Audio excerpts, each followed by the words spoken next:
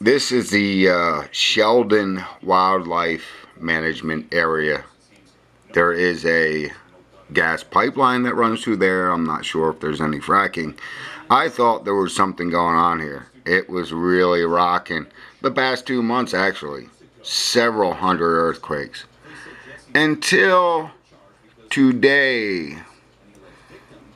This is one day. I'll show you this. One day, all magnitudes.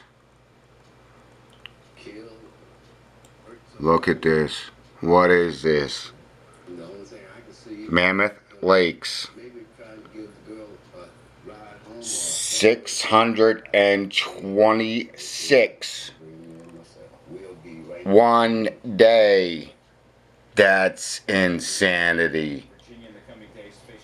On top of that, found this article. Invisible gas killing trees at Mammoth Mountain. I'll leave a link in the description. I'd get away from there as fast as possible.